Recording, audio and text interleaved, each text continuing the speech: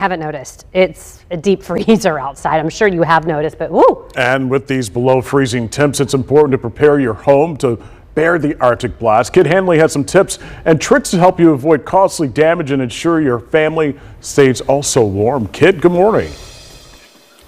Angela, Daniel, good morning. We are coming at you live from the basement where all of the HVAC system action happens. And as you said, it is freezing and you want to make sure that the heat in your home is up and working properly. And that's why I'm here joined with an expert in the basement here. This is John Purdy. Hey, we got it. Yeah. We got it. He's the HVAC manager for Mr. Quick. Now, John, how many calls have you been receiving lately about broken furnaces or HVAC issues? Yeah, it's been blowing up the last couple of days. And we were in a meeting from 8:30 to 9 yesterday and had 5 come in just in that time frame. So, wow. And we're starting to see it pick up as we've been in this for over a day now. Yeah. So a lot of emergency situations that we've been going out to. And what are some of those emergency situations that people are dealing with? Yeah, it varies, but one of the common things we see, especially in newer systems, is it's from blocks from their air filter. All right, you leave this in here too long; these need to be replaced every month or two, and we need to just check on them. So if you haven't replaced yours in a while, make sure you do that so your system can breathe properly and not overheating and shutting itself down as it's overworking in these hot months or these really cold months right now. Absolutely. And you said replace the air filter. How do you know when it's time to replace it? Is it going to look a certain way? Yeah, you'll start seeing this get discolored. You might see some fine dust, things of that nature. So if you're seeing any discoloration here or you're seeing any clumps of dirt and debris, be safe. Just get it out of there. Get a new one in there. Make sure you put it in the right way. Usually there's arrows towards the system where the airflow's going.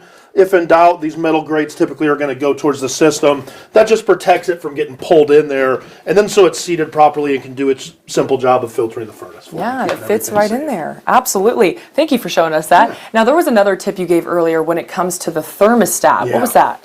Yeah, so the systems in our area aren't designed for negative temperatures to keep your house at 72 degrees or above. So if you like to keep your house a little bit warmer, this time of year, I would turn it down 3 or 4 degrees. Turn it down to 67, 68, give it a little bit of a break. That way it's not constantly running an overdrive, which is what can shut some of those things down or overheat and make you be in a situation where you have no heat this time of year. Yes. And the other thing I would recommend, if you haven't already, get a tune-up done. So you can go to MrQuick.com. We have all of our prices listed there. We're scheduling tune-ups as soon as today for that $89 cost. That's great. I was just about to say, if you're kind of new to the whole HVAC system thing, maybe calling experts is always your best bet. So like they said, great tips there, John. Thank you so much. Angela and Daniel, how's the furnace looking? How's it coming? We just got a new one, so it's working. Yeah, yours fine. is. Yeah, you remember it went out about a month or two ago. Yes, and Kit, great. Everybody's talking about how long between filter changes. That's right. Yeah, I'll be checking mine when I get home. He said thanks for the reminder. Yeah.